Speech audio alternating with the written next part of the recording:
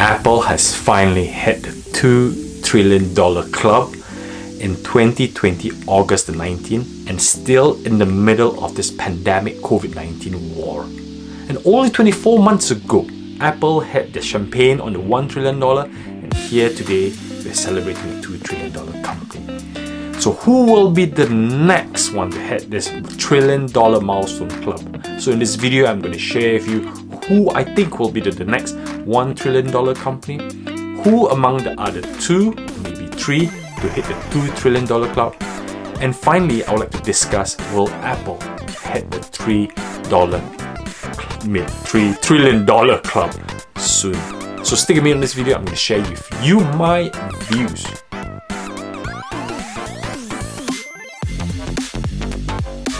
Hello and welcome back to Family Investment. Please put your hand up with emojis on who is an Apple shareholder. In this video, I will be focusing who will be hitting the $1 trillion company. Because thanks to the likes of Apple, now us investors are using this $1 trillion club as a benchmark for companies to hit this milestone. It's like the marathon. Who is the fella that set the 42 kilometer as a benchmark for a marathon? So Apple has set the $1 trillion club, $2 trillion, and other companies are behind. So in this video, I'm going to be discussing who will be the next $1 trillion companies, who will be the next $2 trillion companies, and will Apple be the first $3 trillion company in this video 3 section. And I've picked this special for not all of them are from the great big United States. 2 of them are foreign and 2 of them are actually American. So this is in the order of the current capital size from the smallest to the biggest. So at number 4, which I think will be the next $1 trillion club, is Nvidia. Nvidia is currently sitting at a P ratio of 90, a market capital of almost 300 billion. The earnings are coming out tomorrow, and we're looking forward to hear about whether they're going to stock split and whether they're going to be buying out ARM, because it's going to be a huge step for them to becoming the next $1 trillion company. If they do not buy ARM, then they're going to be lagging behind the $1 trillion club to other companies who are chasing behind.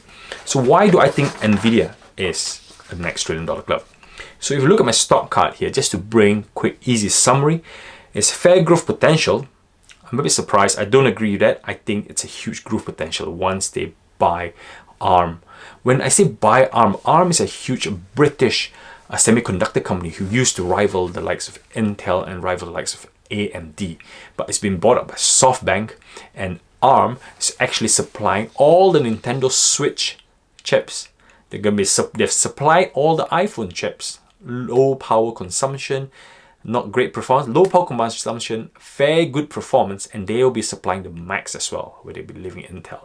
And ARM is not, it's basically everywhere. A lot of devices are using the ARM processor, and if Nvidia buys ARM for $50 billion, they are just secured the majority of the semiconductor market. Overvalued stock, yes, overvalued. The current value for about 480 to almost $500 for Nvidia is they are already valuing in them buying out ARM, valuing them beating estimates, them forecasting for even a huge bigger gains for the next 2 quarters. All being priced in and very, very overvalued. And sitting at $300 billion. And see how ARM gets. I cannot comment any further until I watch earnings, but Nvidia is my number 4 on the next $1 trillion club. And then number 3, everybody's favorite. Everybody loves this stock. You'll not be surprised when I shout it out. The name is, give me a T, give me an E-S-L-A. Elon Musk, Tesla, who's sitting at $351 billion as of today at 1,900. Share split coming up 5-1. Everybody's excited about it, even though it's cosmetic, but it brings opportunity for people to get involved, people to invest. And if I bring out my stock card, it says fair growth potential, because it's been already focusing on a 500,000 vehicles delivery this year, and let's see how much you'll be delivering next year with the new factory that's set up in San Antonio, set up in Texas, and also stable operations, same return as the market. They are not the biggest car manufacturing producer just now, but they are the biggest capital car producer, and also in the EV market as well, electric vehicle. It's about diversification. Once Elon Musk can not only deliver cars, but diversify the business, not just focus on the car range, not just focusing on the locals factory, but to diversify, and the energy business, the battery business, the solar power business, the oil is the oyster, and also competition that's trying to creep up. And Tesla stock split will definitely give them a huge momentum push behind it. And that's my number 3, Tesla, one of my favorites. Hard to buy just now, but I can see a lot of momentum when the stock split, when they come back down to earth to the $300-400 mark, and man, they will run the show again. This video is a partnership with StockCard.io. I use StockCard on a daily basis for new stocks or existing stocks. And even better, StockCard helps me in my investment where they send me emails on my watch list if technical indicators change. If the RSI or stochastic or momentum change, they will tell me. I check my email, I know, and I can act upon it, make a conscious technical decision. So click on the link below. I use it myself, really useful, and I highly recommend to you guys. So catch you later. And number 2, sorry, it's number 2 now. Who is at number 2? Number 2 is a foreign company. I spoke about this before. It's one of my next blockbuster share, and it is Taiwan Semiconductor. You can invest this on the New York Stock Exchange called TSM, but the original ticker is TSMC, which is based in Taiwan, the biggest company in Taiwan, and it's a semiconductor stock sitting at $377 billion. Recently jumped up almost doubled because of Intel losing out to the race to AMD, and also the fact that Intel has subcontracted all their works to TSMC. And looking at my stock card, it says fair growth potential. Yes, we need to know a bit more about the futures of NVIDIA, the future of Intel. At the moment, it's quite at its peak just now, but we need to see about the next 5G, the next iPhone, the next, who knows, the next gaming platform that's using them as a supplier to build their chips. Strong operation, outperformed market, overvalued stock.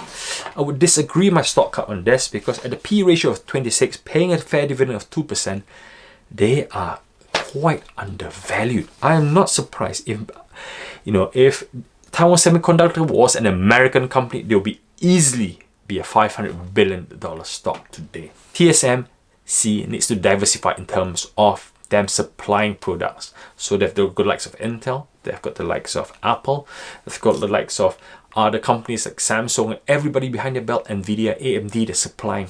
They are diversifying to their clients. That's how they diversify. And time will tell. I'm not surprised this power workhorse, if they actually hit the 500 billion soon, Taiwan Semiconductor does well, NVIDIA will do well. So they sort of go hand in hand. The first one, which I think is the closest, it doesn't mean that it will happen. I really think this company is super undervalued. Excuse me. This company is so undervalued. Alibaba. As soon as Jack Ma has cleared the scene, Alibaba hasn't been that charismatic company that we hear about every time. The great marketing, this great strategy, great man who goes around speaking on platforms. Market capital 700 billion, sitting at $260, and they are equivalent to the Amazon of China. And we've got JD, we've got Baidu, we've got all sorts of other companies battling with Alibaba. But Alibaba is not only, they've expanded to Southeast Asia, to India, they've got their Alipay, they've got the telecommunication, they've got the banking, they've got the book, the music sector. They're just expanding really rapidly. And if you look at their stock card, it's so favorable here. High growth potential, strong operation, outperformed market, undervalued stock, which I agree 101%. I think Alibaba should be in the region of $350, but no, they're not.